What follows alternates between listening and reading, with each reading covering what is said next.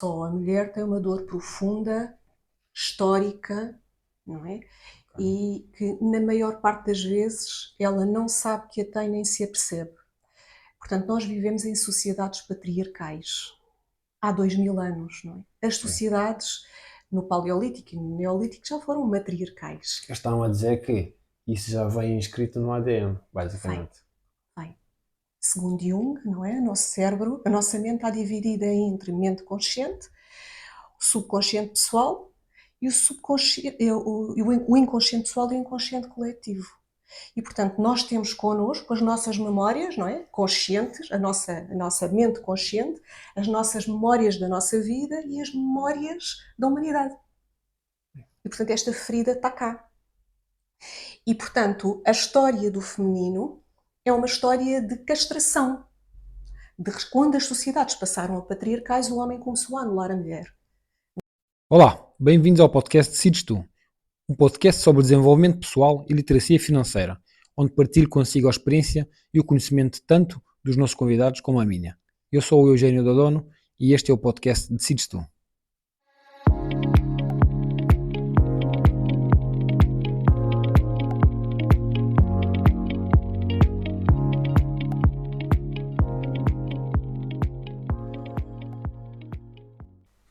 Quem é a Alexandra Martins? É socióloga de formação, nunca exerceu sociologia per si, mas coordenou sempre grupos de pessoas em grandes organizações ao longo dos últimos 25 anos. Sempre gostou de trabalhar com pessoas, mas foi na procura de respostas para si que a sua carreira profissional mudou. O sentimento de insatisfação com a sua sólida carreira despoletou a vontade de procurar mais e principalmente de estudar outras áreas. Assim formou-se em terapia transpessoal na Escola Espanhola de Desenvolvimento Pessoal, várias formações de hipnoterapia clínica e regressiva na Transpessoal Internacional, Escola de Sofia Bauer e Hypnobalance, programação neurolinguística e linguagem corporal na Emotional Business School, facilitadora transpessoal de círculos de mulheres na Escola Espanhola de Desenvolvimento Pessoal, e estes cursos começaram a desenhar-se como uma saída profissional, porque a insatisfação com o mundo corporativo aumentava. Neste momento, a Alexandra tem o seu gabinete de psicoterapia e hipnoterapia, continua a estudar as pessoas, mas com principal foco para as questões do feminino. O seu principal projeto é continuar a aprofundar conhecimentos sobre a mulher, as suas dores e a sua história. E hoje vamos falar sobre hipnoterapia e a emancipação feminina. Bom dia, Alexandra. Bom Obrigado dia. por me receber e por aceitar o convite para participar no podcast. E nos últimos anos tem havido um grande aumento no interesse pelo empoderamento feminino e pela busca nas formas de fortalecer as mulheres em todos os aspectos da sua vida. E aqui aparece cada vez mais a hipnoterapia. E a melhor pessoa para falar sobre hipnoterapia é a Alexandra, não serei eu. Por isso, pergunto-lhe o que é a hipnoterapia e como a hipnoterapia pode ser uma ferramenta eficaz para promover a emancipação da mulher. E pela sua experiência, qual é o papel da psicoterapia no processo da emancipação feminina? Bom dia, Eugênio. Obrigada pelo convite. E relativamente à questão que me colocou, a hipnoterapia é uma técnica terapêutica da psicoterapia e, portanto, o propósito das pessoas que consultam e que procuram psicoterapia é o de desenvolvimento pessoal, empoderamento, eu diria mais empoderamento até do que emancipação, porque eu vejo a emancipação como um processo mais externo, não é? Mais de conquista de lugar na sociedade, de conquista com toda a luta que houve no feminino, de emancipação foi mais no sentido de procurar condições que não tinham, condições profissionais, direito ao voto e, portanto, eu vejo a emancipação mais como um processo externo. O empoderamento é mais um processo interno e é mais por aí que as pessoas procuram a psicoterapia. A hipnoterapia é uma técnica terapêutica utilizada pelos psicoterapeutas, por alguns psicólogos ou até por alguns psiquiatras. E o que é a hipnoterapia? A hipnoterapia é uma técnica que visa trabalhar acedendo ao subconsciente. E, portanto, o que o hipnoterapeuta faz é promover um transe hipnótico, e o transe hipnótico não tem nada de fantástico, portanto, aquilo que se vê na televisão de hipnose é diferente de hipnoterapia. O que acontece, aquilo é hipnose de palco, e as pessoas às vezes vêm com essa ideia que a hipnoterapia é parecido com a hipnose de palco, e umas vêm com curiosidade, outras com medo, porque acham que perdem a consciência, que perdem o controle, e nada disso acontece, nem na hipnose de palco, nem na hipnoterapia. Na hipnose de palco, as pessoas predispõem-se àquele trabalho, são pessoas altamente sugestionáveis e é feito ali um transe profundo. Na hipnoterapia não é necessário. O hipnoterapeuta o que faz é promover um relaxamento, que é nada mais, nada menos que um estado natural, um estado alterado de consciência natural, um estado de pré-sono ou pós-sono, aquele estado que nós temos várias vezes durante o dia e nem nos apercebemos, quando parece que a nossa cabeça viaja, não estamos cá e de repente, quando nos apercebemos, estávamos ausentes. Isso é um estado semelhante a um estado transhipnótico. Isso é promovido através de um relaxamento, uma espécie de meditação conduzida, em que o hipnoterapeuta ajuda a pessoa a relaxar, primeiro criando uma relação de confiança e depois promovendo um relaxamento, e quando se apercebe, através de alguns movimentos corporais, a deglutição, movimentos oculares, e percebe que a pessoa está naquele estado de relaxamento necessário, que é um transe leve ou médio, começa a fazer o trabalho da terapia em si. Como a pessoa está, o cérebro naquele estado promove ou produz ondas alfa, e a pessoa tem o consciente, a mente consciente está menos ativa, e portanto o hipnoterapeuta consegue fazer um trabalho de sugestão, de condicionamento emocional ou até de recolha de memórias que não são tão reprimidas naquele estado. Não há tanto controle da mente consciente. Consegue-se aceder ali a algumas memórias traumáticas ou fazer mero condicionamento emocional para aquelas pessoas que querem perder peso, deixar de fumar, têm compulsões alimentares, têm vícios. Portanto, tudo isso pode ser feito através da sugestão. Quando são traumas ou problemas emocionais, vamos ao bloqueio, à memória, e depois ressignifica-se essa memória e tenta-se que a pessoa ultrapasse algumas questões e que melhore, obviamente, idealmente Ok. melhor. Ok. E em relação ao transe, por exemplo, o transe é uma prática já praticada já há muitos anos. De onde é que, por exemplo, de onde é que ela vem? Onde é que ela é praticada? O transe Já que é falou em transe, aproveita só para. O transe vem de onde? Já era praticado por tribos, como vemos nos filmes, na televisão, é isso? sim, as tribos utilizavam. Qual é o objetivo do transe? O transe é irmos ao fundo da nossa mente, não é? É uma forma de irmos ao fundo da nossa mente. As tribos utilizavam-no utilizando substâncias, não é? Psicotrópicas, não? Sim, que ainda hoje se utiliza, ainda Ok. hoje existem sessões de ayahuasca ou cogumelos mágicos. É uma forma de se atingir estados alterados de consciência, ou algumas meditações, como meditação holotrópica, meditação holoscópica, que são meditações que utilizam a respiração, a hiperventilação. Há sítios próprios e terapeutas próprios que o fazem e utilizam a hiperventilação durante muito tempo, e com essa hiperventilação começa-se a entrar num estado alterado de consciência e conseguimos aceder a memórias. O objetivo é sempre o objetivo de ir ao fundo da nossa mente e à procura do material que está lá, e que nos pode ajudar, obviamente, a libertar questões várias. Eu fiz já a respiração holoscópica 2 vezes, num dos cursos que tirei, uma das práticas que nós fazíamos era a respiração holoscópica, é interessante, é um facto. Ayahuasca, cogumelos mágicos, nunca fiz. Confesso que tenho alguma curiosidade, mas nunca fiz. No caso do transe promovido pela hipnoterapia, isto iniciou na psiquiatria, não é? Há muitos anos atrás. Portanto, com Freud e outros anteriores a ele, que começaram a utilizar como técnica terapêutica e conseguiam aceder a alguma matéria do paciente de uma forma mais fácil e até a desbloqueá-la também de uma forma mais fácil. Ok, mas quando acedem às memórias das pessoas, né? Acedem à memória passada, hum, qual é a probabilidade de sucesso de eliminar essa memória? Ou de eliminar ou de fazer com que a pessoa esqueça ou melhor? O Porque é um, pro- porque é um trauma, não é? É um trauma. A gente Sim, no computador, no Photoshop, vamos à imagem e apagamos. E vocês têm também esse poder ou também depende da pessoa em si, né? O objetivo não é apagar memórias, como é óbvio, não é? É ressignificá-las, dar-lhes um outro significado. Neste momento, as técnicas mais recentes de hipnoterapia, os estudos mais recentes de hipnoterapia, começam a conduzir o tratamento ou o trabalho do hipnoterapeuta sem aceder à memória traumática, na medida em que, às vezes, quando acedemos à memória traumática, estamos a aceder a uma dor profunda e pode haver catarse ou ali uma reação violenta do cliente. Acordar E, portanto, já outros se consegue sentimentos. fazer o trabalho sem se aceder à memória traumática.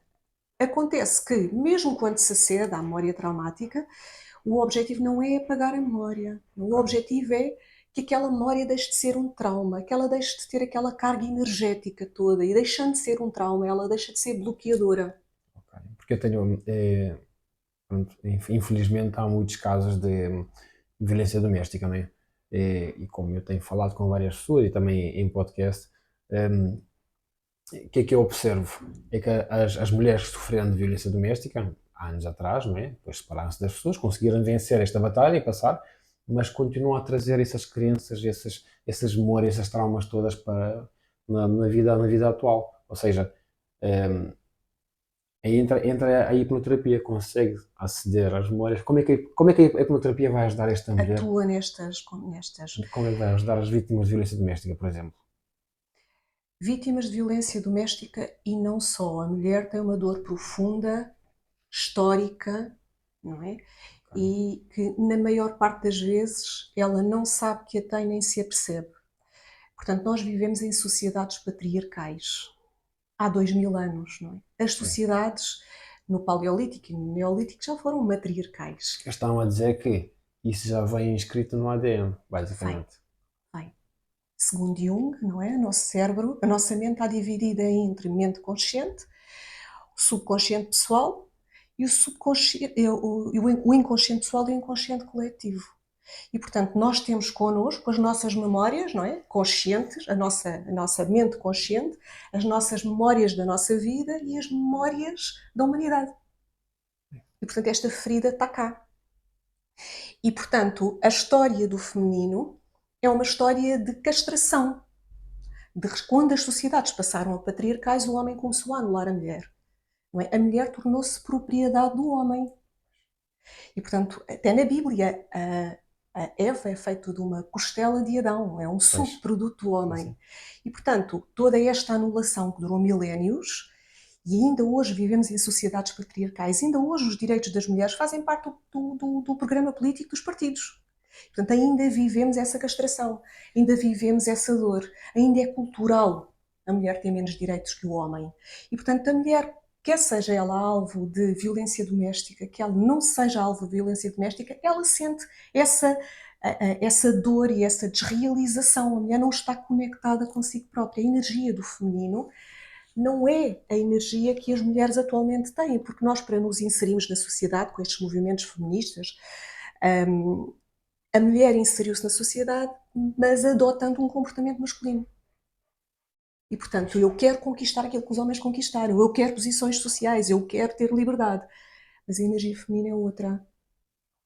E, portanto, nós conquistamos, mas continuamos desrealizadas, um bocadinho vazias, um bocadinho perdidas.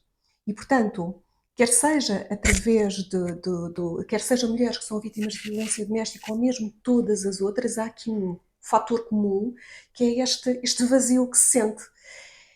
A hipnoterapia, a psicoterapia em si, não é? Que é uma forma de ajudar as pessoas a encontrarem este autoconhecimento, perceberem de onde é que vem esta dor, e a hipnoterapia enquanto técnica que nos ajuda, não é? Através de um trabalho ao nível do subconsciente.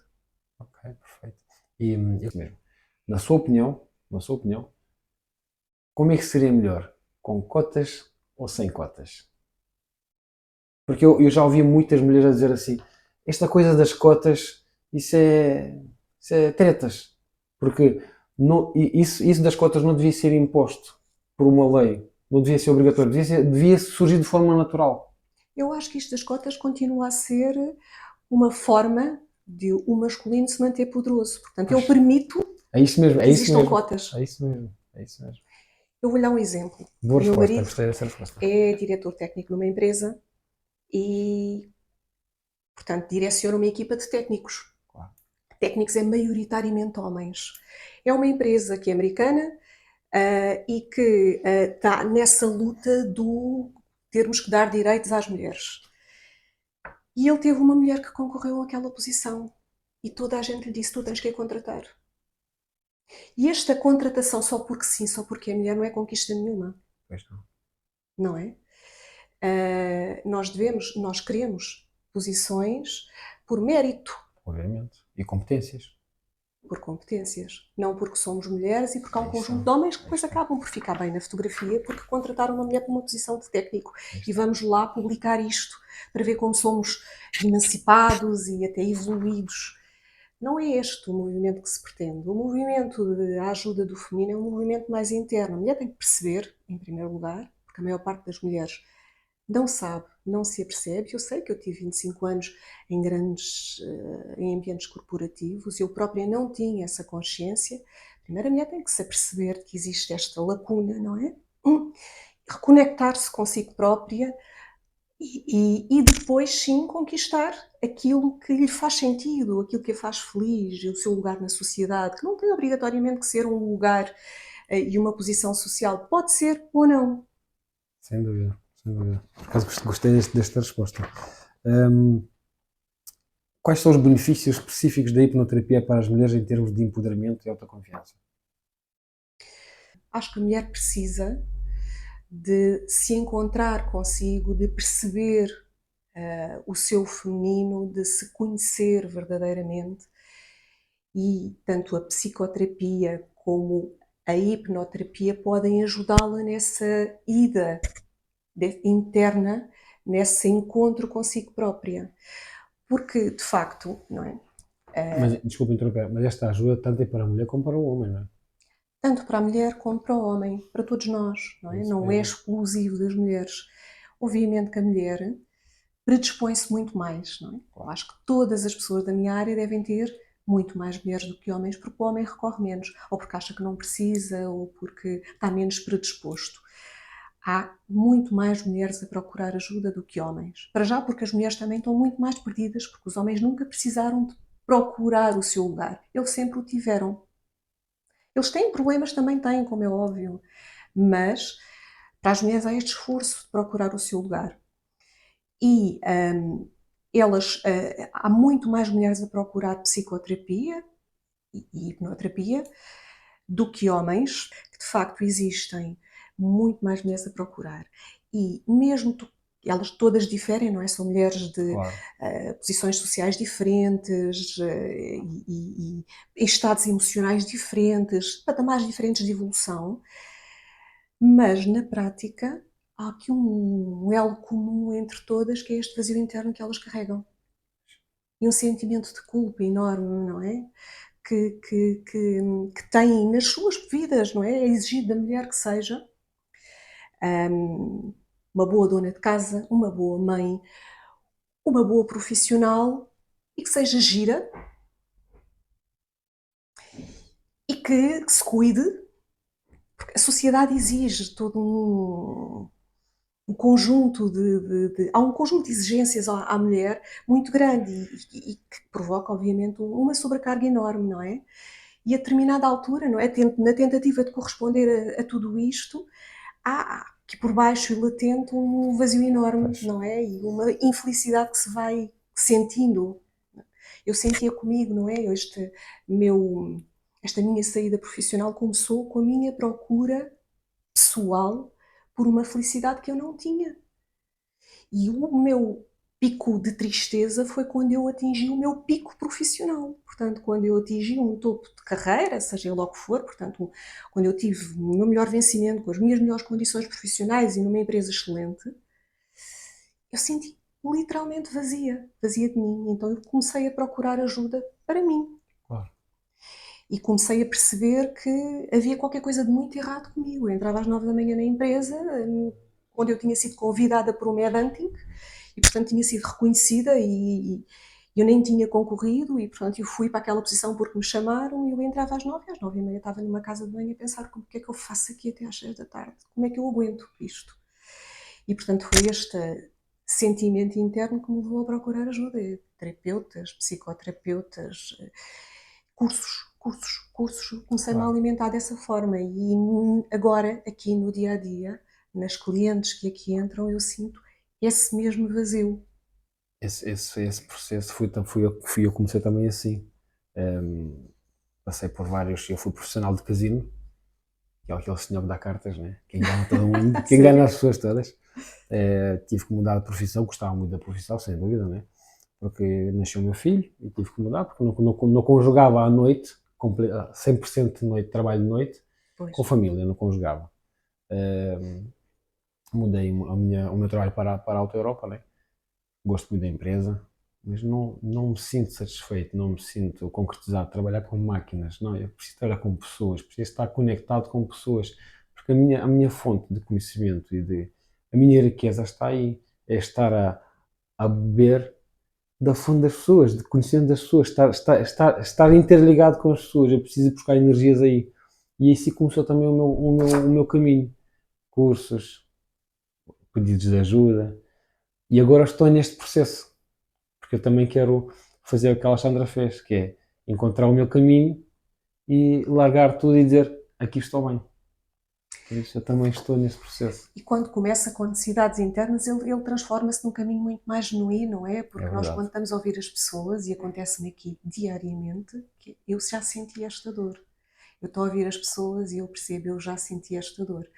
E como tenho muitas mulheres, eu percebo e eu sinto que, de facto, temos todas esta lacuna, não é? Esta falta de conexão connosco próprias, não é? Este cansaço que estas exigências todas nos trazem e sentirmos-nos, por vezes, verdadeiramente perdidas É e verdade. nada realizadas, não é? Porque, por exemplo, na minha experiência pessoal, quando estamos à procura de melhores condições de vida, não é? Primeiro pensamos no dinheiro. Tentamos encontrar um trabalho que nos ofereça um melhor rendimento ou melhores condições. Quando alcançamos este objetivo, já estamos bem, estamos mais confortáveis em termos financeiros, começa a procura de estabilidade, estabilidade emocional, mais tempo com a família, e quando não a encontramos, temos que procurar por outras vias. E acho que para mim a melhor via é esta mesmo, é a via do conhecimento. Porque acho que é estas vias do conhecimento que vão me possibilitar encontrar o meu caminho. Exato, sim. Acho que pelo menos eu cheguei à conclusão que esta é a única forma para mim. E é uma excelente forma. Também foi a Em forma que eu encontrei. Portugal, porque às vezes temos que conjugar a nossa situação também ao país onde vivemos. Porque já temos 40 anos quase, porque o mercado de trabalho já não nos quer com 40 anos, porque o mindset do empresário português ou das empresas, da população, não é o mais certo, não é o mais adequado, e isso já sabe como é que é, não é? Infelizmente é assim. Então, não sei. Se formos para uma Alemanha, se calhar o mindset já muda, já não pensam tanto na idade, pensam nas competências, nas soft skills, do que nas hard skills, como em Portugal, não é? Já muda completamente o panorama. E em Portugal há muito esta fronteira, o que impossibilita as pessoas de crescerem, de procurarem mais, de quererem mais. Porque há pessoas com 60 anos que têm mais vontade e mais conhecimento e mais competências do que os homens com 20. Quase todas. A questão é, não só nas empresas como na vida, as pessoas têm prazo de validade, não é? E a velhice é vista com maus olhos, não é? As pessoas têm medo de envelhecer e a gente vê o que acontece às pessoas mais idosas, não é? São colocadas em lares Pois. e ali ficam até ao fim dos seus dias.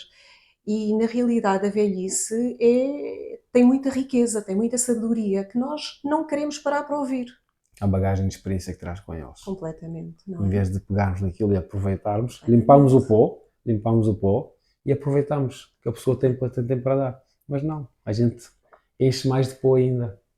Já não reconhecemos Já não reconhecemos. o velho como o ancião, não é? De antes era visto como o É isso ancião e mesmo. o ancião era cheio de sabedoria, era a fonte da sabedoria É isso e era mesmo. aquele patamar que se atingia que neste momento não é respeitado nem visto dessa forma. O É velho isso é um mesmo. velho colocado num lar. Pois, É um peso. temos aqui no mundo financeiro, temos o Warren Buffett, não sei se conhece, tem 90 anos, todos os dias há 30 anos ou 40 anos, vai buscar o pequeno almoço ao McDonald's, bebe uma Coca-Cola, faz o seu trabalho, faz os seus investimentos de bilhões de euros, continua a ser o CEO da empresa e está tudo bem. E tem 90 anos. E tem mais para dar até morrer. E o homem não se quer reformar.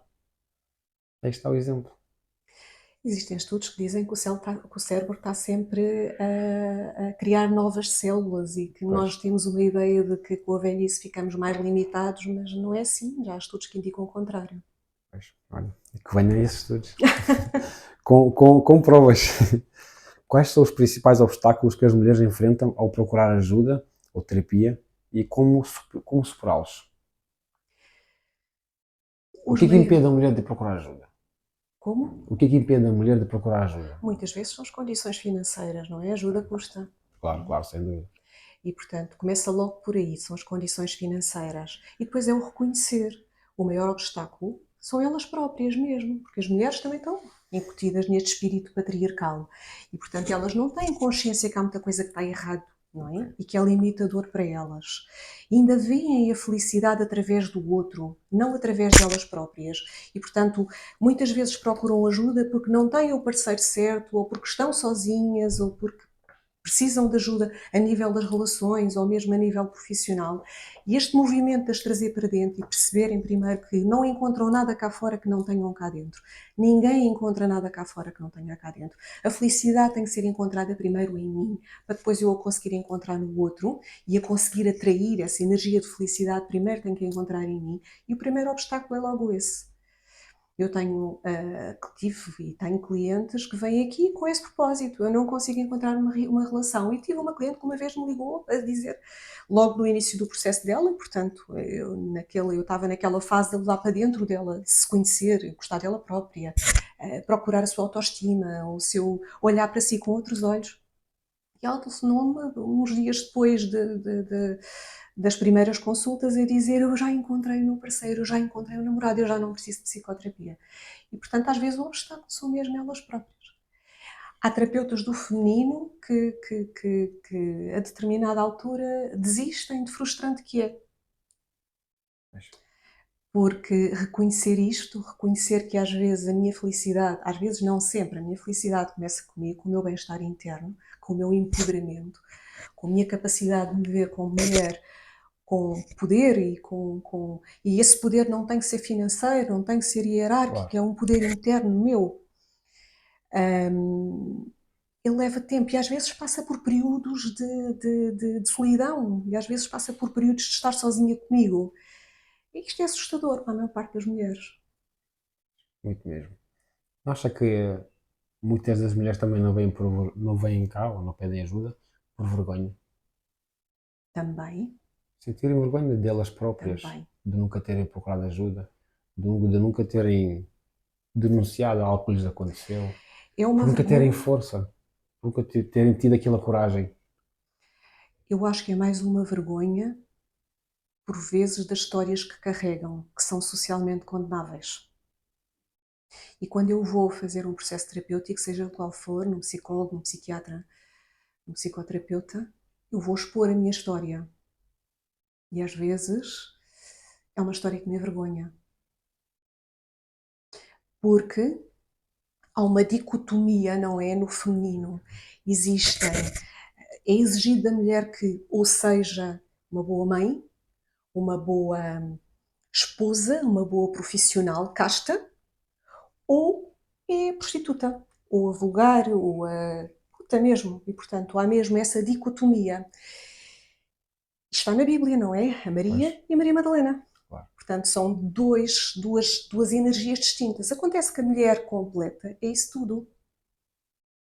Tem essa energia toda e, portanto, é mais selvagem, mais conectada com a natureza, mais empoderada, mais. Não é dual. E as mulheres que a determinada altura do percurso delas entraram por um caminho mais condenável, mais socialmente condenável, carregam a vergonha e carregam a culpa. E por isso muitas vezes não procuram ajuda, porque não se querem expor, Porque a sociedade mete logo de parte.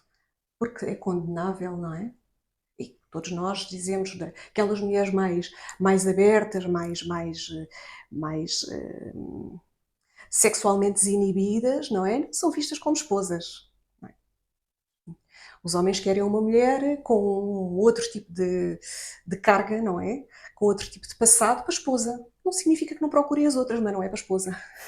E, Infelizmente. portanto, existe essa dualidade, não é? Uma mulher completa traz isso tudo. É sexualmente livre, é, é inibida e desinibida, é Maria e é Maria Madalena. Pois. E, portanto, é tudo em si, não é? Nunca houve dois homens. Para o homem é aceito que Pois seja não. pai de família ou mulherengo, é normal, faz parte do masculino, Isso não é é? verdade. É Para a verdade. mulher, não.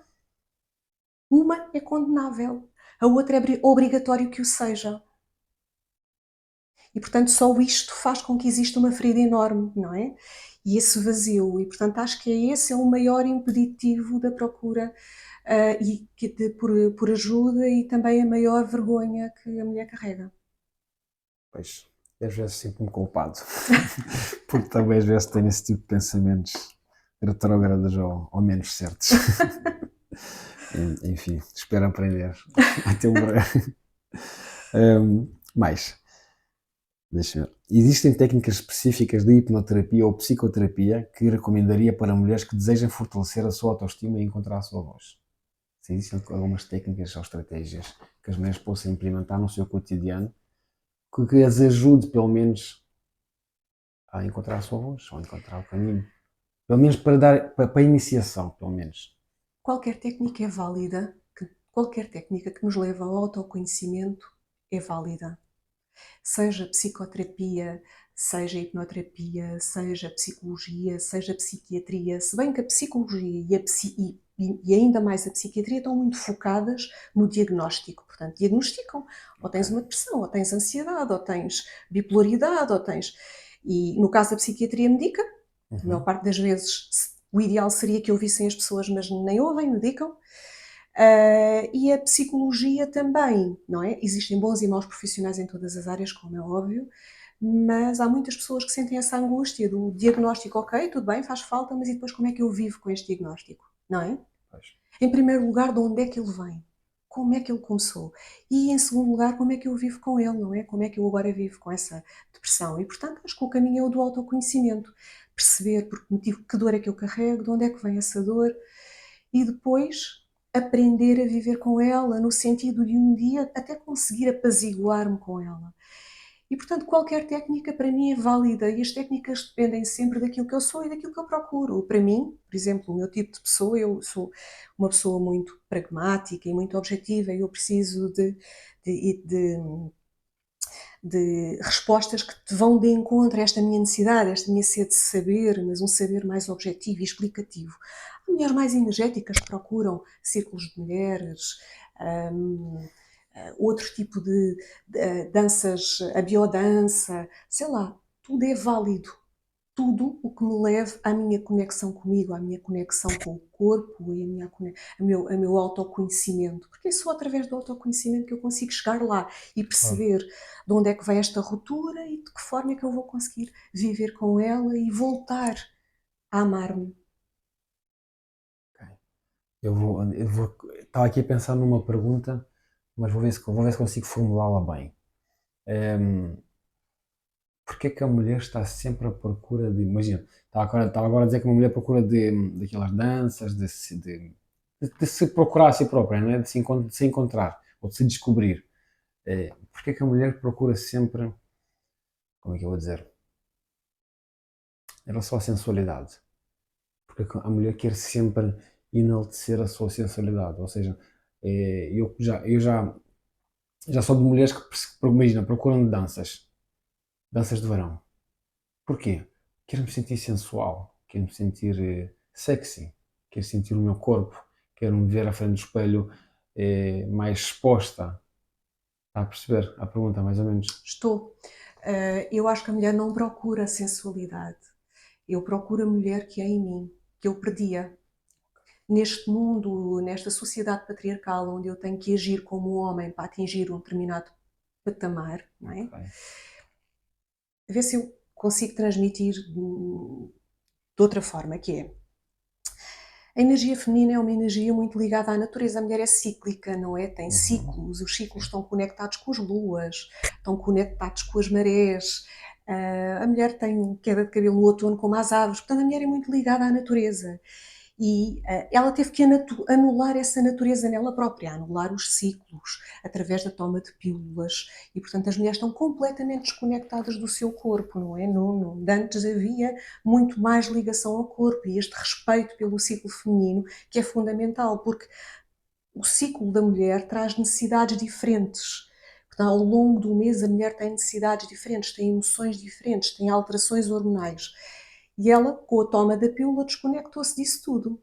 Desconectou-se do seu feminino, não é? Nenhuma mulher pode dizer ao chefe, olha, eu não vou trabalhar porque estou com síndrome pré-menstrual. Há mulheres que sofrem horrores. Mas é completamente inválido eu não ir trabalhar porque tenho este problema, porque é ridicularizado, é diminuído e ainda por cima corre o risco de ser despedida. Ainda hoje há despedimentos porque as mulheres engravidam. E por isso, Tenho uma lá em casa. eu vivi isso. Eu vivi isso. Perseguição. Porque engravidei, porque tive 2 filhos. Ao fim do segundo fui verdadeiramente perseguida e, portanto, nós vivemos isso. E a verdade é que, para conseguirmos sobreviver nesta sociedade patriarcal, nós temos que anular a nossa vertente feminina, essa nossa ligação à mulher que há em nós. Eu acredito que a procura da ajuda através da dança não é à procura da minha sensualidade, é à procura da minha mulher que eu perdia. A mulher que eu sou. E a mulher, tudo isso também é sensual, mas acho que não é o propósito final. Com mais ou menos consciência, eu acredito que a procura seja essa. Como podemos utilizar a hipnoterapia e a psicoterapia para promover relacionamentos saudáveis e igualitários? Vai tudo dar mais ou menos ao mesmo, não é? Através deste autoconhecimento, não é? A partir do momento em que eu me conheço e me respeito e me aceito, eu vou exigir isso também. Vou transmitir isso. E, portanto, eu vou construir relações saudáveis. Se eu me diminuo, se eu vivo de culpas, se eu vivo de vergonhas, portanto, aquilo que eu vou atrair é quem me faça sentir mais culpada, mais envergonhada, não é? E, portanto, o autoconhecimento que a psicoterapia, que a hipnoterapia promovem, ajuda a que eu, sendo mais conhecedora de mim, respeitando-me mais, me afirme de uma forma diferente e eu vou colher relações saudáveis com os outros. Porque eu tenho uma relação saudável comigo. Porque eu, como também sou de mentoria financeira e sou um adepto que nas escolas deveria haver, desde os primeiros anos de escola, deveria haver educação financeira para as crianças, não é? Porque as crianças simplesmente crescem uns simples cordeirinhos consumistas e depois ficamos adultos e queremos créditos, queremos consumir coisas e sou um grande adepto que essas matérias façam parte da escola. O que é que me tem a dizer em relação à emancipação da mulher? Não devia fazer também parte de, pelo menos não como algo obrigatório, mas como algo opcional, na faculdade, nas escolas, não deveria fazer parte de que as mulheres entrem para um mundo adulto já preparadas? Eu acho que Porque quem vai ensinar uma criança ou uma menina a ser verdadeiramente uma mulher, se não for uma profissional a mãe como a deveria ser a Alexandra? mãe, não é? Acontece que a mãe Mas se a mãe está perdida se a também, mãe não está é? perdida, se a avó estava perdida, se toda a gente está perdida, a criança também vai continuar perdida. Só Sim. se tiver uma luz no caminho da sua vida, Seria não é? bom, idealmente seria bom que existisse para já esta aceitação do feminino como ela é. Temos tantos movimentos feministas, mas eu acho que ainda não, pelo menos eu acho, se há, ainda bem que há e que haja mais. Eu ainda não vi nenhum movimento feminino a levar como proposta de lei para a Assembleia, como fazer baixos assinados, que esta matéria seja ensinada nas escolas para as meninas e para os meninos também, se calhar. Eu acho que devia ser para todos, Para não todos, é? sim, para Acho que devia todos. ser para todos. Como eu disse há pouco, isto é um movimento mais interno que externo, não é? Aquele movimento de eu não me sentir inferior a ninguém, Claro, eu ter consciência que eu mesmo. vivo numa sociedade patriarcal e que existe ainda o domínio do homem sobre a mulher. E, portanto, se eu tiver essa consciência, eu estou mais atento ao mundo à minha volta e eu respeito-me e apresento-me desta forma para a sociedade. Os movimentos feministas, não é? São uma luta também muito patriarcal, é igual, eu Pois, quero conquistar aquela posição, mas à semelhança do homem. pois. E não é isso que traz essa realização. Obviamente que é bom, faz falta, é necessário, existem ainda disparidades enormes e nós precisamos de acabar com essas disparidades. Mas é uma peça de um puzzle, não É é? uma peça do puzzle, mas acabar com essas disparidades não nos traz aquela conexão que é necessária, não é? É que continuamos a ser nós a agir num mundo masculino de acordo com uma energia masculina. Claro, claro. Vou-te partilhar um caso de sucesso onde a hipnoterapia e a psicoterapia ajudaram uma mulher, um homem, a alcançar a sua plena autonomia e realização pessoal. Há muitos, mas falando, por exemplo, de um caso que é muito exemplificativo de tudo o que tivemos aqui a falar, uma cliente que tenho, já na casa dos 70 e poucos, não é? Que teve uma vida atípica, não é? Porque não foi aquela vida certinha de mulher de família e dona de casa e mãe de filhos. Ainda por cima, na época dela, não é? Portanto, ela teve, desde sempre e desde muito novinha, relações tóxicas com abusadores e, portanto, o primeiro homem que teve, que foi o marido dela e o pai dos filhos dela, foi logo uma relação meio torta, portanto ele inicialmente só queria mesmo era sexo, ela não sabia porque ela era menor, e depois ele fugiu e ela teve que recorrer à lei para que ele, e foi a família que exigiu que ele assumisse aquela mulher e pronto, e os filhos que depois vieram dessa relação. Obviamente que foi forçado para ele e ela foi sempre vítima de maus tratos. E depois aconteceu que nessa vida de carência, não é? Porque nunca foi amada, houve outro homem que se cruzou com ela e que se apresentou como mais meigo, mas depois na prática não foi. Ela acabou por ser vítima de violação por parte desse homem e o marido veio a descobrir, tirou-lhe os filhos e ela passou a vida inteira a lutar pelos filhos que nunca teve. E neste momento ela carrega a culpa de ser uma mãe, a vergonha da vida que teve e, portanto, retirar esta mulher desta posição e pô-la a gostar dela e ver-se como uma mulher forte, empoderada, resiliente, batalhadora, e que nunca desistiu dos filhos e que nunca desistiu dela própria, tem sido uma luta, está-se a travar, não é ainda, mas é bom quando ela entra aqui dentro e diz: eu já não me sinto culpada, eu sei que eu fiz o melhor que eu tinha a fazer, eu sei que eu dei o melhor que tinha a dar. Mas é um processo que ainda está a meio, como é óbvio, porque isto começa por ser verbal, ainda não é, começa por ser mental, ainda não é totalmente sentido, mas já há esta vontade de olhar para mim com estes olhos, não é? Porque ela é que carrega a culpa e ela foi a vítima. E ela não vê dessa forma, ela não via dessa forma porque a sociedade não vê dessa forma. Como é que é possível uma mulher que teve um homem, traiu e viveu e não criou os filhos e ninguém faz ideia da luta que está por trás disto, Claro. do quanto ela sofreu, do por que motivo é que ela traiu. Não é? Porque um homem que trai é um garanhão, uma mulher é uma puta. Infelizmente. E, portanto, ela carrega tudo aquilo que era suposto não carregar, porque ela foi a vítima. Um caso de sucesso é retirá-la dessa posição. É pô-la a amar-se. Olhar cá para fora, sair cá para fora com este posicionamento de eu dei o melhor que tinha para dar. Não é nunca ficar inimiga do homem, aqui o processo nunca é esse. Claro, o homem claro. foi tão vítima como nós, nestas sociedades. Não, Uma mulher incompleta, o homem tem uma mulher incompleta em casa, isso também não é bom, não é? Para ele. E ele próprio também é obrigado e foi criado nesta mentalidade de considerar o feminino inferior e, portanto, ele próprio também é um produto da história. E a ideia não é voltarmos-nos uns contra os outros, a ideia é voltarmos-nos para nós próprios, a reconhecermos-nos, empoderarmos-nos, amarmos-nos, para depois virmos cá para fora e termos relações mais saudáveis. Isso é muito giro. Nós os homens, não sei se vou dizer algum disparate ou não, nós homens e as mulheres, quando nascemos, nascemos completamente virgens, puros, vazios, não é?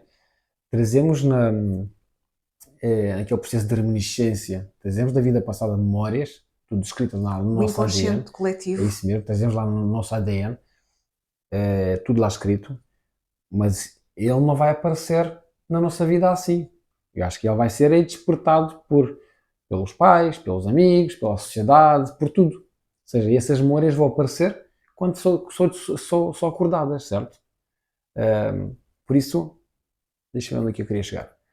Por isso, eu acho que o homem, como disse bem, acaba por ser também uma vítima.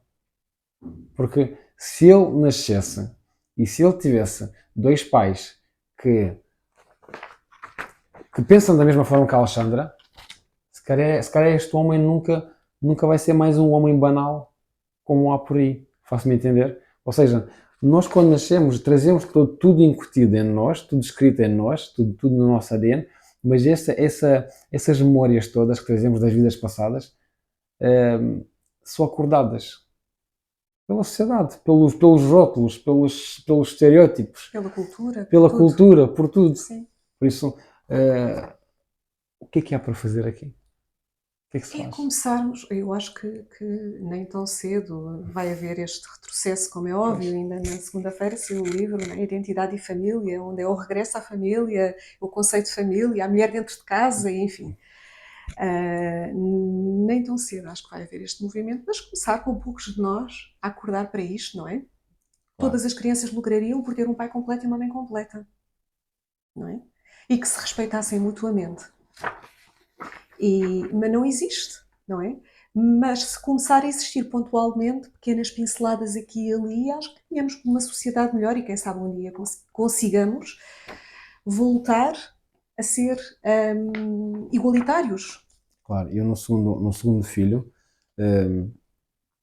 troquei de licença com a minha esposa. Fiquei eu em casa.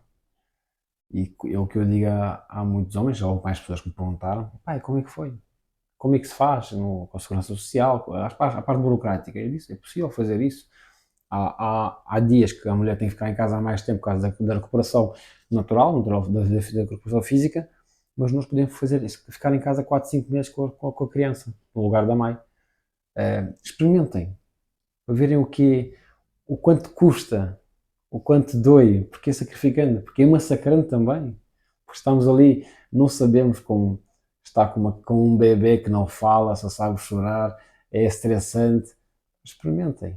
E eu fiz isso e admito que porque eu também o fiz porque sabia e a minha mulher tinha dito que não ia aguentar psicologicamente.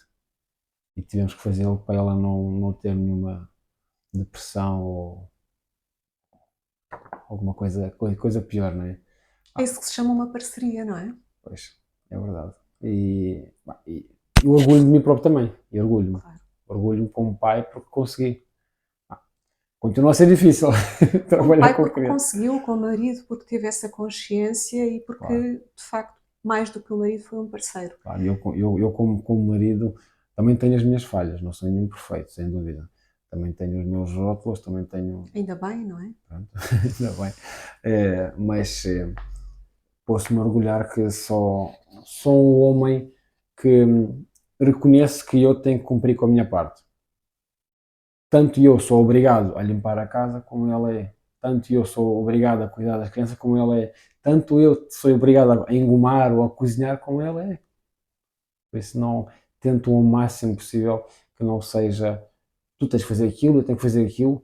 Claro que às vezes há áreas da nossa vida que a gente dá mais a uma pessoa ou mais a outra de acordo com as competências, né? Olha, estás melhor nisto, ficas com isto, estás melhor. Mas isso decidimos os dois juntos. Isso Exato, chama-se liberdade, não é? exato, Olha, eu decido fazer isso porque eu estou melhor aqui, e tu fazes aquilo porque estás melhor ali. De acordo, certo? exato. Sim. Isso.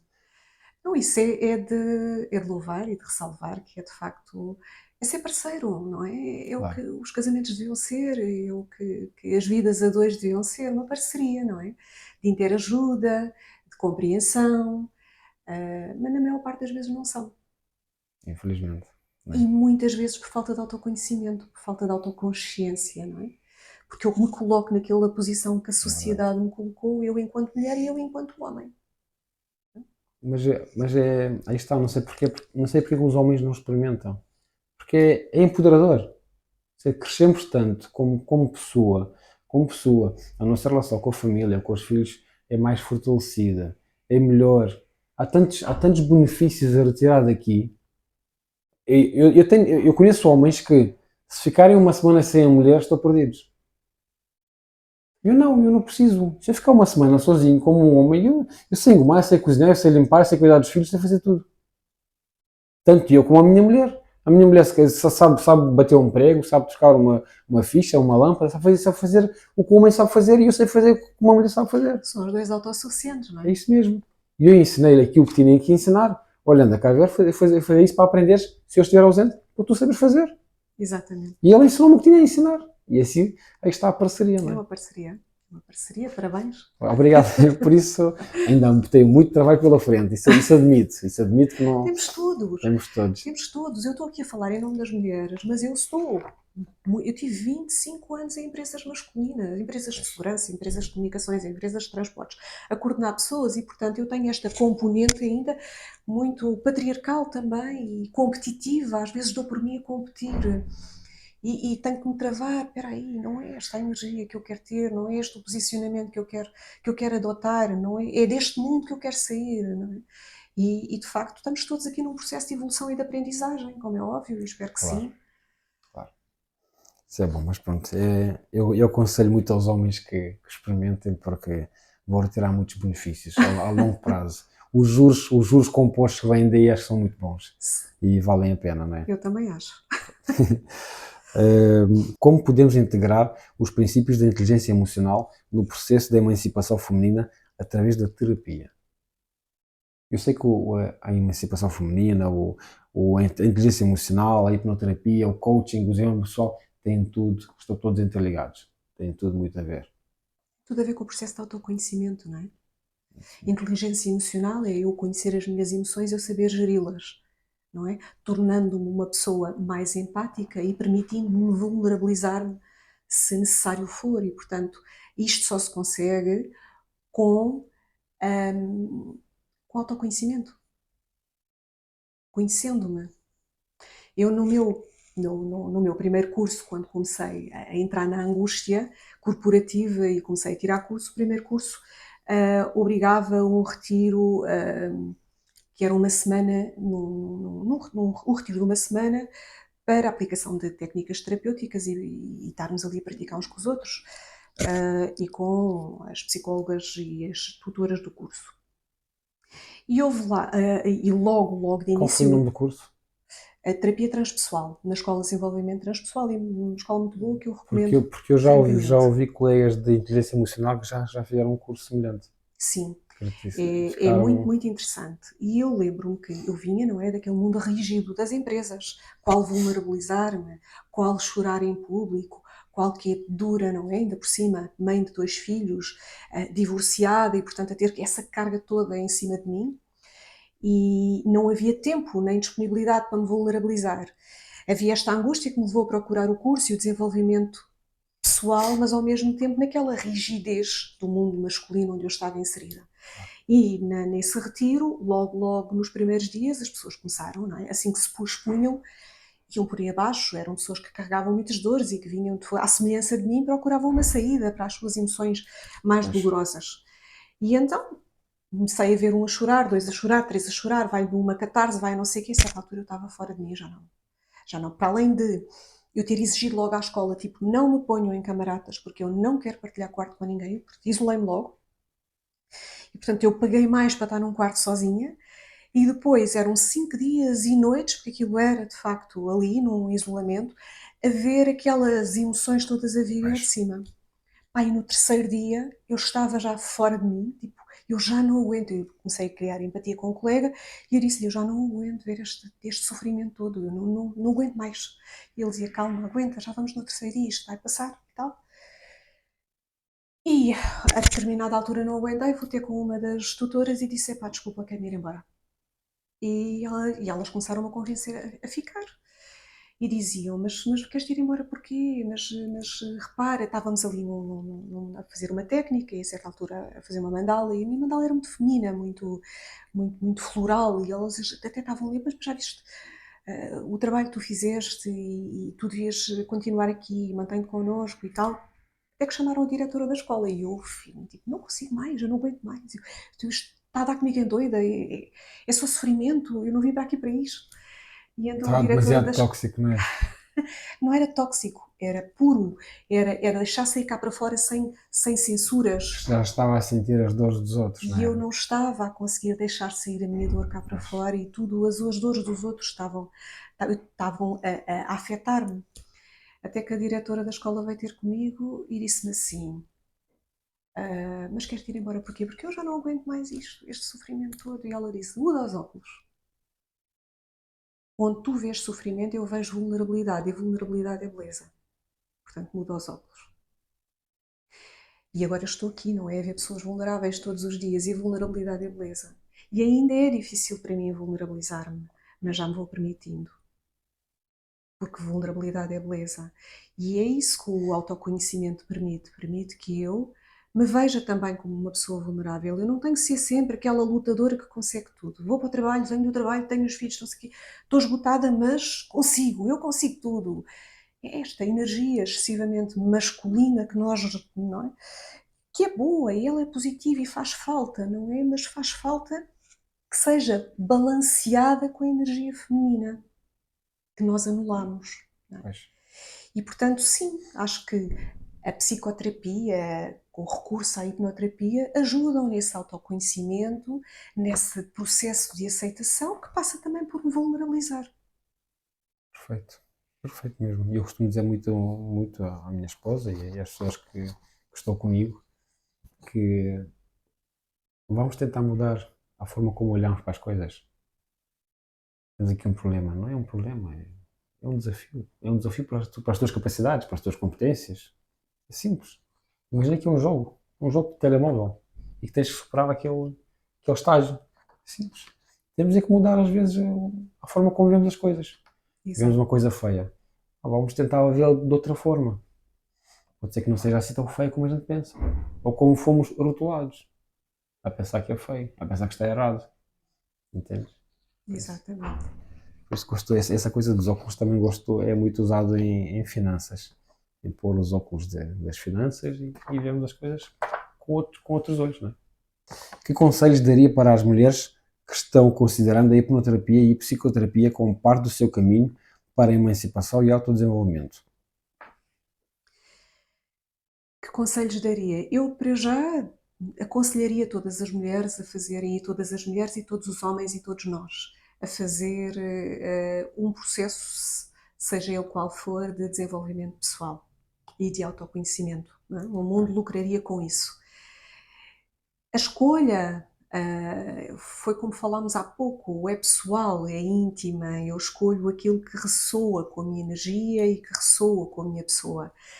E para quem sentir este chamado pela psicoterapia e pela hipnoterapia, efetivamente eles podem dar essa resposta. É essencial que a pessoa escolha de acordo com aquilo que gosta, é essencial que a pessoa tenha consciência de criar uma relação de confiança com o terapeuta. Acontece muita gente que vai a um determinado sítio porque alguém aconselhou, seja Ok. psicólogo, psiquiatra, psicoterapeuta, alguém aconselhou, eu chego lá, não crio essa relação, não crio rapport, mas mantenho porque aquela pessoa é boa, porque o nome dela é super conhecido, porque não sei quem aconselhou-me. Não se faz o processo, não acontece.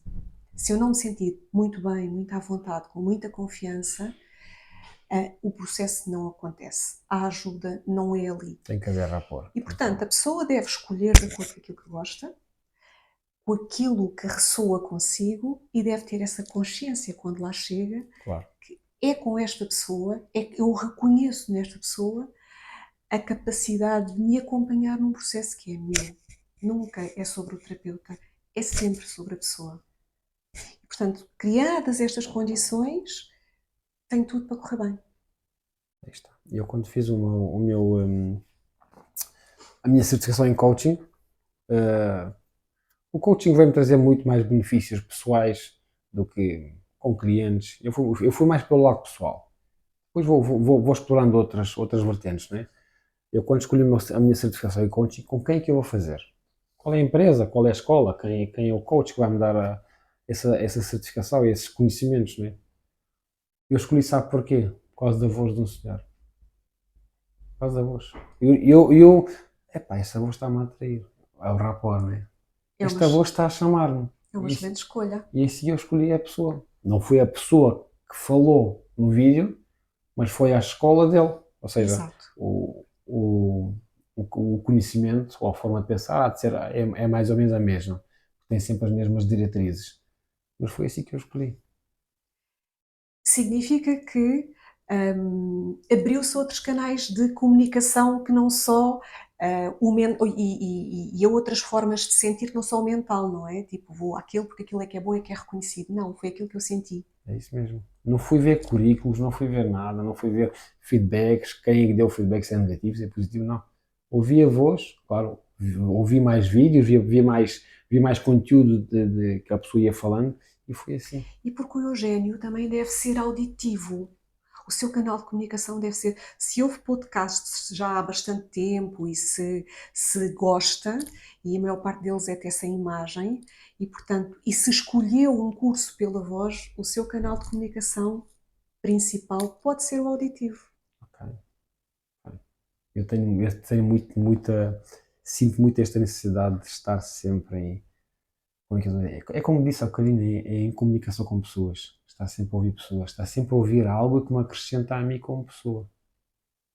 Porque eu, como disse que trabalhava no casino, estava sempre em comunicação com pessoas, clientes de várias classes sociais, desde milionários até os mais pobres, e todos eles têm algo a acrescentar para mim. Todos. Todos. Eu não vou descartar o pobre ou da classe social mais baixa e vou escolher o mais rico. Não, porque eu acho que eu costumo, mesmo nos podcasts, eu costumo dizer que o convidado para o podcast, porque eu tenho que convidar uma pessoa que tem nome nas redes sociais. Há tanta gente por aí que ninguém conhece, que tem tanta coisa a acrescentar, muito mais que essas pessoas todas. Sem dúvida. No casino era igual. A experiência que eu absorvia, o conhecimento que eu absorvia da experiência que a pessoa da classe social mais baixa partilhava comigo, era brutal. E depois o que é que eu fiz? Fui para a Alta Europa, trabalhar com máquinas. E assim, uau, Foi qualquer altamente coisa disruptivo. qualquer coisa está errada aqui. E eu sinto necessidade de falar com pessoas. Falar com pessoas. Tenho colegas de trabalho, claro, mas a comunicação não passa daquilo. Comunicação básica, simples, de trabalho, que nada acrescenta a nós como pessoas, como conhecimento. É uma comunicação básica. Eu comecei a sentir-me frustrado, a sentir-me vazio.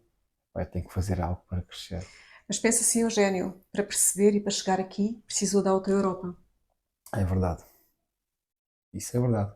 Se não fosse a Alta Europa, se calhar não tinha Já chegado não aqui. tinha tido essa consciência. Isto é verdade, sim senhor. É verdade. Por isso, tudo faz parte do processo. Tudo faz parte do processo. E eu comecei a acreditar cada vez mais que se é assim, é porque teve que ser assim, agora vamos explorar esta parte. Não vamos só confiar no processo, vamos explorar. Sim. Porquê que teve que ser assim? Sem dúvida, Eu costumo dizer às pessoas que me pedem ajuda, não é? Como amigo, como coach, como for. Eu digo, eu faço pessoalmente isto. Sento-me à frente do espelho, porque falho também, falho diariamente, falho com a minha esposa, falho com a minha mãe, falho com os meus filhos, falho diariamente. Falhamos todos. Falhamos todos, não é? Não somos programados informaticamente e estamos ali a seguir as diretrizes ao rigor. Sentem-se à frente do espelho, pelo menos o exercício que eu faço comigo e funciona. Dispam-se mentalmente, se quiserem despir-se mesmo, literalmente dispam-se também nus e olhem para vocês e analisem-se. O que é que está mal? Aquela emoção não está certa em mim. Então vai pegar naquela emoçãozinha e pensa o que é que faz com que aquela emoção apareça. Porquê que ela fica assim? Reflete peça a peça, detalhe a detalhe. O que é que está mal? O que é que podes fazer para mudar isto? É a mesma coisa que eu faço comigo e digo aos outros. Façam essa autorreflexão, essa autoavaliação à frente do espelho, mas olhem-se. Mas para se chegar a essa posição é preciso Pois, é preciso. um trabalho que o Eugénio já Preciso. fez. Eu penso que é fácil porque já fiz esse trabalho, não é? Mas para as pessoas que não fizeram esse processo não é nem fácil. reconhecem as Nem emoções em reconhecem. si, não é? E dissociam-se do mente, corpo e muitas vezes chegam à doença sem se aperceber que a construíram. Não é? E o meu pai morreu de infarto, e o meu pai era um homem batalhador, muito triste, vivia para dentro, recalcava, e portanto o infarto fez todo sentido, não é? E as pessoas não se apercebem que a doença é um produto da mente, da nossa Muito, forma de estar, da nossa forma de viver, pensar e sentir. muito mesmo. E muitas vezes, quando chega a doença, sentem-se revoltadas e injustiçadas e nem se apercebem do contributo que tiveram. E por isso, enquanto não houver esta paragem para eu entender as coisas desta forma, olhar para mim e perceber porque é que eu sinto o que sinto, de onde é que isto vem, como é que eu posso fazer diferente, nós vamos estar aqui, tipo linha de montagem, não é? A fazer sempre mais do mesmo, a repetir padrões. Marionetas, basicamente, infelizmente. Sim, E quem já passou por isso, eu já fui uma marioneta. todos nós. Todos nós já o fomos. Exatamente. Pronto, depois chegou a parte da vida em que descobrimos que há algo muito melhor. Mas mesmo nessa parte, há de haver alturas em que somos, Claro, aí que nos claro, claro, apercebemos, claro, claro. pá, lá estou eu, não é? É isso mesmo. A entrar em mais do mesmo, deixa-me cá, não é? Agarrar no conhecimento que já tenho e fazer diferente. Acontece que muitas vezes nós recaímos lá, as pessoas não se faz um processo terapêutico e fica-se, tenho os problemas todos resolvidos. Não, isto é um work in progress, para sempre. Havemos de estar sempre aqui a resolver qualquer coisa. Mas é fantástico quando nós percebemos que isso nos dá poder, não Claro, é? Porque eu, claro. quando começo a ter consciência das minhas emoções, dos meus sentimentos, enfim, da forma como eu vivo emocionalmente a minha vida, eu também tenho do meu lado o poder de fazer diferente. Se eu não tiver, se eu viver em inconsciência, eu vou estar sempre a repetir padrões. E, portanto, esta conquista de poder que está subjacente a um trabalho terapêutico e de autoconhecimento é muito boa, não é? Não é desgastante, não é quando o pessoal diz, tenho tantos anos pela frente. São tantos maravilhosos anos pela frente. É verdade. De superação, de empoderamento pessoal e de evolução. De evolução especialmente. Como lida com o medo? O medo de falhar, o medo de enganar, de correr mal ou o medo de desiludir alguém que ama? Todos nós temos Com, medo, não é? com muito, não é? E ainda bem que existe, Sim, em parte, não é? ainda bem que existe. Eu durante muito tempo vivi esse medo, o medo de sentir-me incompleta, porque de facto estava num mundo onde já não me reconhecia e num mundo onde eu não me reconheço e não me sinto feliz, eu sou sempre incompleta e, portanto, eu tinha esse medo de nunca ser suficiente.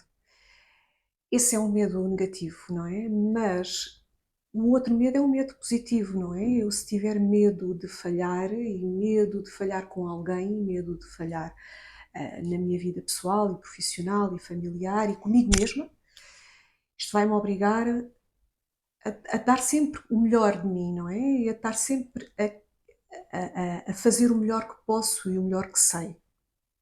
O melhor que posso e o melhor que sei nem sempre é bom, não é? Mas é o melhor que posso e o melhor que sei. Isso liberta-me Claro. de culpas, liberta-me de pesos. E portanto, se eu estiver aqui sempre a dar o meu melhor, eu aprendo a lidar com esse medo de uma forma muito positiva e esse medo só me baliza, só me orienta nesse caminho de dar o meu melhor. Aí está. E acha que, por exemplo, eu dou muitas vezes o exemplo de, porque eu corro, não é? Faço corridas e dou muito esse exemplo. Eu superei, deixei de fumar, fumei 18 anos, deixei de fumar há 5 anos. Minha mulher também deixou de fumar há um ano. Foi um processo duro, mas conseguimos. Muitos benefícios vêm daí, não é? E substituí o fumar por correr, porque tinha que manter a minha mente ocupada. Vou fazer o que eu vou correr. Vou correr, nem que seja 1 quilómetro, 2, 3, 4, 5. E pus um objetivo na minha cabeça. Sei que é um objetivo maluco, mas pronto, para mim faz sentido, não é? É um objetivo muito duro, que é correr 100 km de Meu trail. Deus. 100 km de trail equivale mais ou menos a 130 km de estrada. São muitas horas, pronto, é um desafio para a minha mente, não é? Já fiz 60 km de trail. 7 horas. Onde é que quer chegar com essa conversa? Se nós na nossa vida tivermos superado tantos desafios duros, difíceis, não acha que é muito mais fácil a gente superar qualquer tipo de medo? Eu digo a pessoas, quando conheço pessoas que já ultrapassaram muitos desafios complicados na vida, eu digo, olha lá para trás, olha para trás, olha o que tu já alcançaste, já conseguiste, o sentimento que estás a ter agora é estúpido só. E a pessoa para e olha, epá, realmente, tanta coisa que eu consegui conquistar, ultrapassar, tantas coisas duras e agora estou a ter medo por causa de uma coisa tão banal. É Agora, aí, quem levar uma vida procrastinadora, acomodada, acho que é muito mais difícil superar os medos do que para quem já leva uma vida mais aventureira, não é? sim, mas é aí que entra novamente os óculos. Ok. Porque se eu tiver uns óculos que me levem a olhar para a minha vida pelo problema e não pela superação, eu tive uma vida com muitos problemas, tive muitas dificuldades, ai foi tão difícil, ai prejudicaram tanto, ai na empresa fizeram uma vida negra, a minha relação é péssima. E portanto, eu em vez de olhar para, ok, mas eu fui superando tudo, eu estou cá, eu sou resiliente, eu consegui mudar de emprego, ou eu mantenho na empresa, mas estou firme e mais conhecedora de mim, e eu consegui superar esta relação, e portanto, o trabalho, muitas vezes aqui em psicoterapia é esse, é o trabalho de mudar os óculos, ok, mas olhar para nós de outra forma, em vez de olharmos para o problema, olharmos para o número de vezes que o superamos, para a pessoa que nós somos, com outros atributos, não é? Não o da vítima, mas da resiliente, da lutadora, da batalhadora. Aí sim, nós conseguimos olhar para a vida sem medo. Se eu me focar no problema, mesmo que eu tenha superado tudo, mas estou focada no problema, eu vivo a vida com medo, Ok. porque eu tive muitos problemas. E, portanto, efetivamente passa sempre por mudarmos os óculos. E eu vou buscar muito na minha vida, por exemplo, nas conquistas financeiras que fiz, nas poupanças, nos investimentos, e nas corridas, vou buscando muito, fiz disso uma âncora boa, uma âncora positiva, ou seja, quando eu tenho um desafio pela frente, vou buscar lá atrás. Então, mas eu já corri 7 horas por serras e montanhas, já superei tantos desafios financeiros e isso para mim é canja. É aí que se vê o treino que o Eugénio já tem. Pois. Esse treino mental já tem, não é? Mas a maior parte das pessoas não tem. E isso para mim, por exemplo, para mim pessoalmente, às vezes é difícil. E como a Alexandra já diz agora, já me disseram antes: mas tu já fizeste muito trabalho antes, os outros não fizeram. E às vezes faz-me o clique, pois é, tens razão. Às vezes as pessoas entram E às aqui vezes exijo dos outros e não tenho esse cuidado, tipo, de perceber que não têm esse trabalho que feito, não não tenho é? esse trabalho As feito. pessoas chegam aqui e contam-me histórias dolorosas, enfim, eu já me confrontei com histórias muito dolorosas e o meu percurso não é assim tão longo na psicoterapia e eu já tive aqui uma escrava sexual, uma mulher que esteve retida numa casa 5 anos, portanto, queimada com cigarros enfim, pessoas com histórias de vida muito tristes. Mas, de facto, eu quando ouço essas histórias eu penso, uau, ela está aqui, ela superou isto. Mas a pessoa não se vê dessa forma. A pessoa vê-se como alguém que sofreu muito. E é efetivamente alguém que sofreu muito, mas que precisa de ser ensinada também a perceber que por trás dessa pessoa que sofreu muito está alguém muito resiliente, muito forte, com muitas condições e muitas capacidades de seguir em frente, sem medo, porque se superou, tem todas as ferramentas para continuar a superar. E essa passagem que o Eugénio já fez, que a maior parte das pessoas ainda não fez. Pois. E às vezes tenho que fazer esse clique para pensar que todos têm que fazer o seu processo. Eu Exato. já fiz o meu, não, já fiz pelo menos essa parte inicial, não é? O que é para si o poder de decisão? Se bem usado esse poder, que benefícios pode-vos trazer? Já que estamos no podcast de Decides Tu, o que é o poder de decisão para si? O que é o poder de decisão para mim? O poder de decisão para mim é nós estamos sempre a utilizar o poder de decisão, a verdade é essa, não é? Claro. Só que Desde que acordamos. desde que acordamos. Só que com consciência esse poder de decisão enriquece-me, não é? Sem consciência ele enfraquece-me. porque nem sempre ele é utilizado para aquilo que é melhor para mim, porque às vezes aquilo que eu penso que é o melhor para mim não é, pode efetivamente não ser. Há escolhas que nem sempre são as melhores, não é? Agora, se eu tiver a capacidade de perceber e aprender com as minhas escolhas e fazer das minhas escolhas um processo de enriquecimento, por mais falhadas que elas eventualmente possam ter sido, para mim o poder de decisão é, à semelhança de tudo o que falámos, um processo de enriquecimento, Isso mesmo, de empoderamento e de evolução. isso mesmo. E é bom que a gente falhe pelo caminho, não é? É bom que a gente falhe pelo caminho, porque é na falha que nós crescemos. Por incrível que pareça, é na falha que nós crescemos.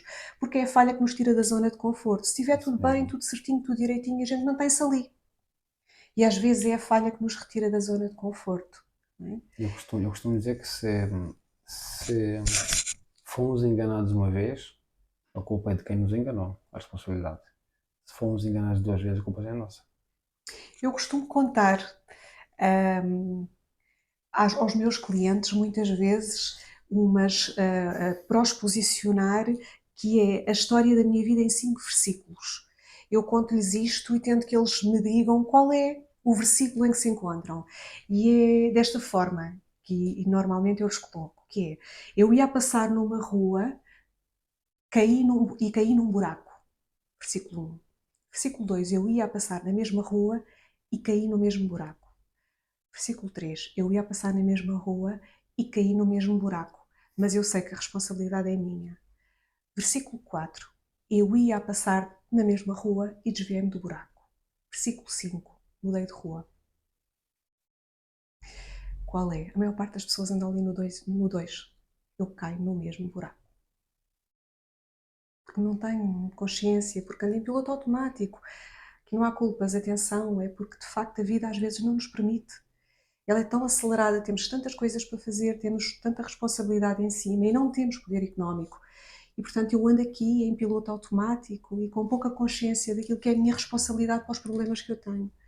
E às vezes, não é? Basta parar para pensar e pensar assim, eu posso desviar-me do buraco. E, em última instância, também posso mudar de rua.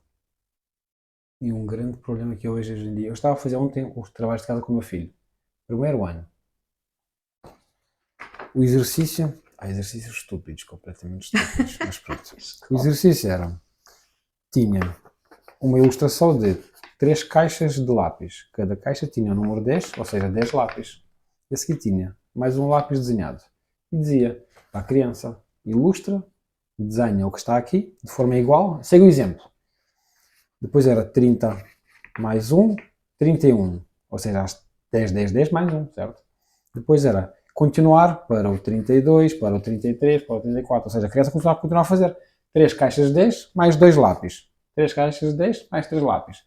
Quando chegamos ao 40, ao número 40, o meu filho perguntou-me, pai, vou fazer 3 caixas de 10 e desenhar 10 lápis. E filho, pela lógica, pelo rotulamento do Ministério da Educação, de quem fez o livro, é isso que tens que fazer. 3 caixas de 10 para seguir o exemplo. E desenhar 10 lápis para dar aos 40. Mas, pela minha lógica, basta desenhar 4 caixas de 10. É simples. É a forma alternativa de chegar ao mesmo resultado. Aí está. A minha esposa não concordou comigo. Eu disse-lhe, nós temos de sair fora da caixa. Então, mas a professora, mas o resultado está certo. Qual é o problema? Qual é o problema se o resultado dá o mesmo? Ele seguiu outro caminho, mas chegou ao mesmo local. Qual é o problema? Não vamos ser punidos por sair do normal, do... Aqui a questão é, Eugénio, será que não vamos ser punidos? O problema é que nós estamos Somos. sempre a ser Não, punidos eu quando sou. saímos do normal. Eu sei, eu sou, porque eu como tenho várias atividades, faço parte de outras associações, faço parte de outros movimentos, da Junta de Freguesia, por exemplo. Eu sei que sou punido por isso. Por ser diferente, por pensar diferente das outras pessoas. Mas eu não vou continuar, não vou deixar de ser eu, porque os outros E não gostam de ver transmitir assim. isso ao seu filho vai ajudá-lo também a ser mais criativo, mais autodidata também, com mais capacidade de se afirmar Claro. e não seguir rebanhos, não é? Os miúdos seguem muitos rebanhos, não é? Os miúdos, os adultos. Os adultos. Os adultos. Mais os adultos que os Os miúdos. adultos. Os miúdos não têm capacidade, não têm, pelo menos a gente pensa, não têm a capacidade, aquela capacidade de raciocinar como nós, não é? Para elas é tudo muito mais bonito, não há maldade no mundo. Agora os adultos, acho que já deviam pensar de outra forma, não é? Mas não, seguem o rebanho mesmo. Infelizmente. Uma decisão que teve que tomar e que mudou a sua vida. Esta de vir para aqui foi sair fora daquilo que socialmente estava estipulado como correto, não é? Então, se eu estava num topo de carreira, se eu tinha como carro de serviço um Mercedes, se eu tinha todas aquelas condições, o ordenado maior que tive, comissões, enfim, e largo tudo para ir para um sítio onde eu dependo do número de clientes que me batam à porta. Foi muito difícil, muito difícil. Muito difícil, muito pensado, muito medroso de início. Comecei aos fins de semana, finais de dia, e foi efetivamente das decisões mais difíceis que tive de tomar, mas foi uma decisão entre o sentir-me vazia para me sentir preenchida e em paz. Claro, claro. Mas de facto não foi nada fácil.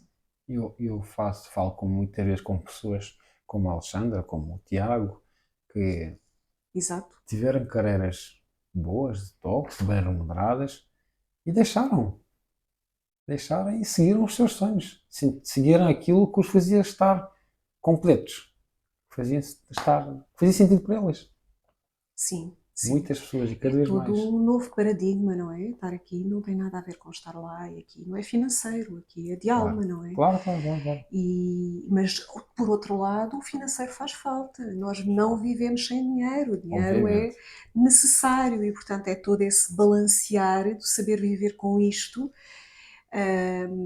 que foi, de facto, para quem tinha a mente como eu, muito corporativa, rígida, foi muito difícil, mas não me arrependo e foi a melhor decisão que tomei na vida e a felicidade que sinto, o bem-estar que sinto, não é nada comparável com aquilo que eu sentia.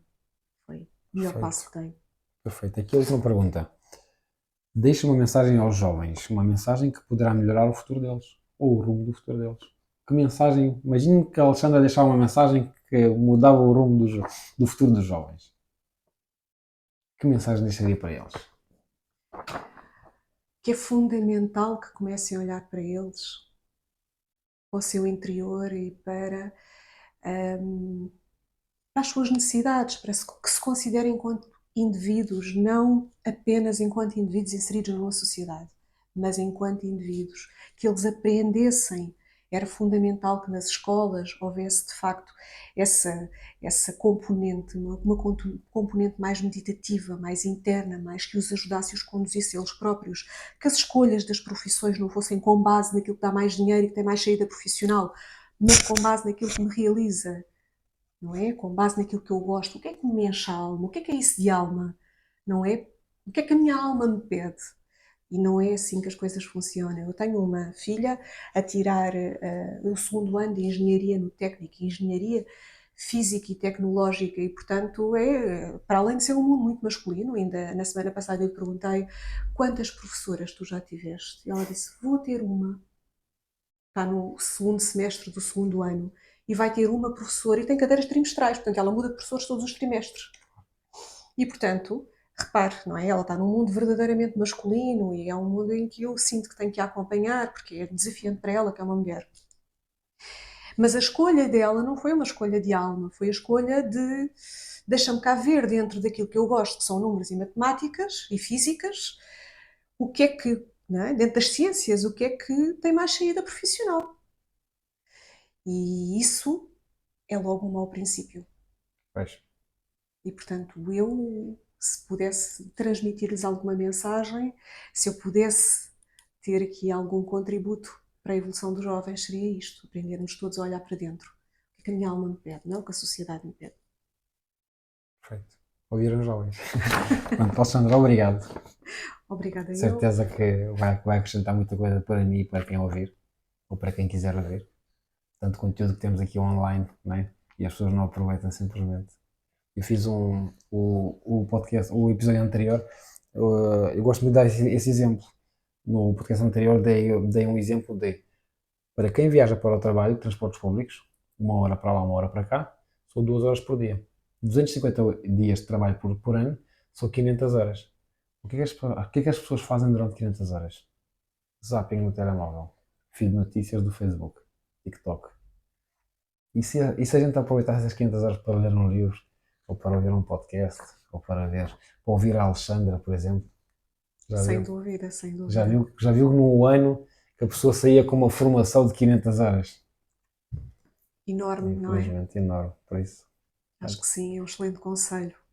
é verdade. Por isso, olha que aproveitem. Obrigado, Alexandra. Obrigada eu pelo convite, foi um prazer. Se gostou deste episódio, considere partilhá-lo com amigos, familiares e colegas, que também possam conhecer as partilhas de experiência e conhecimento. A sua ajuda na divulgação do nosso trabalho é fundamental para alcançarmos mais pessoas e impactar positivamente as suas vidas. Encontramo-nos no próximo episódio. Até lá, continua a aprender, crescer e a prosperar.